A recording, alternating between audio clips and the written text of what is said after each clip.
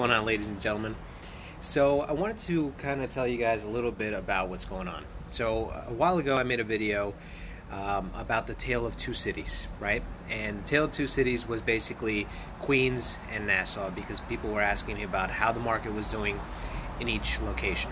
So people are asking me, so what's going on now? I mentioned that in Queens you had more of a balance to buyer's market depending on the neighborhood, location. It even goes down to the block, right? In Nassau, you have multiple offer situations. What you had here, let's say 18 to 24 months ago, where you put a house on the market and within 24 hours you had multiple offers, multiple showings. You had contingencies being waived. What are contingencies? Contingencies are what the terms basically of a deal. So let's say that you made an offer on a property and you still had to sell another house in order to buy this one. That would be, your offer is contingent upon you selling that other house, right? Or there's different ones. Inspection is a contingency, right? So there's an offer, it's accepted contingent upon the results of the inspection or the appraisal, and then people will waive that. So they would waive the inspection part, so they wouldn't do an inspection. They would take the house as is, or they would waive the inspection, so the appraisal. So let's say the appraisal came in short, they would come up with the difference, right? If the house was worth it was agreed upon to be $800,000 that you're paying for it, and the appraisal came in and it's $750, then you would come out of pocket for the extra $50,000, right? Certain things like that. That is now in Nassau. Here in Queens, you have, let's say, in areas like Jackson Heights, where the last number I had was over 137 different apartments, co-op units, condos, a mix of both, being available. And the reason part of it is that people are moving from the higher density areas over to, where they get more property, more land, more space, get away from people. So there is a bit of that. But you also have something that's a reason that inventory stays low, right? Regardless of that, and we're talking about, let's go with residential, with houses, right? One of the things that's keeping people staying, in their house, is the fact that mortgage rates are so low. So when they bought a house, let's say a couple of years ago, and they have a 4%, a 6%, something like that, some kind of interest rate, low. Even people that have been in their homes longer, so they have higher interest rates. What they're doing is there's a wave of people that are refinancing. So if they bought the house with the 10% interest, let's just say, right? A relative of mine bought a house in the 80s. They were paying like 16% interest, right? So if they were living in the house that long and they were still paying a mortgage, then they would refinance, and instead of paying 16%, you could be as low as in the twos, which is crazy. Under 2 point, I think the last one I heard that was crazy was like 2.85%. So they're staying put in their houses because it just makes economic sense. You're paying less on your mortgage on a monthly basis, so why purchase a new property and pay more, let's say, or just saving money, right? Just plain simple. You were paying 6% before, now you're paying 2.75 or 3%. You're saving a ton of money a month. So that is part of the reason that inventory continues to stay low, regardless of what I just said of there being more co-ops, more of those units. There are in certain neighborhoods, there are more houses than there have been in the past. There are some neighborhoods that have 11.2 months of inventory, and that's basically calculated through absorption rate. So like, if right now, let's go with Woodside, if no one was to sell a house right now, if no one put another house on the market right now for sale, you would look at the fact that there's enough inventory to last 11 months before it was completely bought out, right? So what does that mean? That means that in order for you to sell a property in an area like that, you really, and this is the truth, no matter what the market is, right? You have to make sure, hey, what's going on, Fernando? How are you? You have to make sure that you're pricing the property correctly, that you're pricing it competitively. And that is really the way that you're going to be able to move your home in this kind of market, right? So you have to keep aware of that. You really do. You have to pay attention to what's going on in the market. You have to determine whether those conditions are good for you to move in, right? If you are looking for a certain amount of money in your pocket right now, and you speak to a professional, let's say a wonderful agent like myself, and he studies the market on a daily basis. This is not something that I do occasionally, right? So I'm looking at how the market is flowing, what's going on. And if all of a sudden, if I discuss with you, because I always, especially with this whole epidemic, right, I'm looking at this on a daily basis. And for example, I have an appointment tomorrow with a seller in Whitestone. I have another appointment in Woodside. And based on the type of property that they have, the location, the condition of the home, how houses are selling around them, right? If you're looking for a certain number and other houses around you are not supporting that, meaning you're looking for $1,300,000 for a two-family house, right? And now all of a sudden over the last few months, that has dropped, let's say 10%.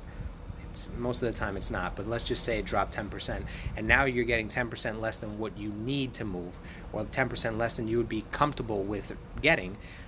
Then you don't sell, and you realize that real estate is cyclical. So at some point, you will regain that amount of value. The question is when and how long, and are you willing to wait for that, right? Let's just say back in 2008, it took until, let's say 7 years for those prices to come back, and then they continue to rise. So are you willing to wait another 7 years in your home before you move to the next property, right? And some people are like, yeah, well, that's a lot drop, right? So let's just say, for argument's sake, that your value is 10% lower than it was a year ago, okay? And you're not happy because you really wanted that extra 10%, right? So instead of 880,000, you're looking at 800,000. Now, if you're looking to move to a home where that same drop, or even a more precipitous drop, has happened, right? So if you're saving 12% on another house, right, or 10% on another house, then you're not really losing that value, because you're regaining that in the savings that you're getting from purchasing another home. So some people don't really come to that conclusion. They just stick to the fact that they are not getting what they wanted, what they thought they should have gotten, what they were told a year ago, what they were told 6 months ago. They're not getting that today. So just because they sense that loss, because that's a real big emotion, that's even people that are very mathematically oriented, when they see that loss of 10% or whatever that number is, I just keep on, 10 is easy to calculate. But if you're looking and you really think about it, and you're getting that savings or something equivalent to that on your next purchase, then does it make sense to move, right? For example, right now, some people are considering moving out to Long Island due to the simple fact that the school start date was pushed back, right? And I think it's next week or 2 weeks from now, and that impacts a lot of people's lives. It has impacted people tremendously. So based on that, they want to move to an area where schools are open and they can get their kid in and get a semblance of normalcy, get back to work, get back to searching for their next job, let's say. And some people are able to purchase another home, even if they are furloughed, or even if they lost their job, based on if they have the cash for it, different things. Obviously with banking, they have rules, regulations that they stick to. So if you're looking to get a mortgage and you're in that situation, please make sure to reach out and speak to a professional loan officer, a professional in the mortgage industry that can guide you with that. Or reach out to your favorite real estate agent.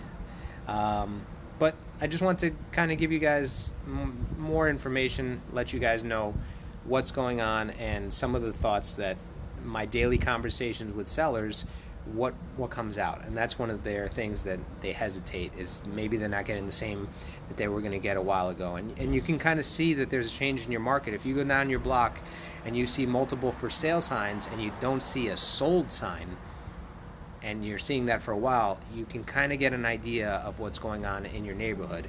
And then you have to strategize and decide, okay, well, my neighbor across the street hasn't sold for 6 months. Their house is the same. Let's just say they haven't renovated, you have. Let's say they don't have a pool, you do. Well, are people going to be looking for pools now that we're heading into the fall and winter time here in New York? Right? Some people are looking to, okay, we had a pool, the kids aren't coming over anymore, it's not worth having, let's downsize, let's go from that to maybe a condo, let's with our own parking, not have to deal with the snow. There's a lot of things, a lot of normal things that are going to play out in the next few months, because this is when people look out the window and they remember, oh man, 4 feet of snow, I really wish I was in Phoenix. And this is when those moves happen. So it's important to get together with a professional that can guide you in this situation. And I'm not one of those people that's going to tell you to sell no matter what. There have been quite a few people that I've spoken to recently where the best move is for them not to make a move at all. I'm not afraid of telling you those facts, because at the end of the day, not only am I doing the right thing, but I know that by helping you achieve your goal, which might be to save and purchase a home down the road, or maybe make a move out of state down the road, or something to that effect, instead of doing something now, I will gain your trust, and you will be able to recommend me to other people, right? That's one of the most important things about my business, is I need to make sure to be transparent, to be honest, not only so I can sleep at night, but so that my clients are happy with the service that I provide. I treat every single client like family, and that's why I try to come on here and give you these types of facts, so that you have some information, you're armed with the knowledge to make informed decisions moving forward. So guys, if you ever need to reach out to me, please just hit the little button, the little DM button. I'm more than happy to speak to you, take some time out. It's never a waste of time. These are conversations that I have on a daily basis, and this is something that this is my passion, this is my career. So please do not feel like you are a bother. You're always welcome to reach out to me. If it's late, if I'm in an appointment, I will reach out to you as soon as I can, but I am always here for you guys, okay? So talk to you guys soon. Those are my thoughts for this evening, and hope to speak to you soon. Bye, guys.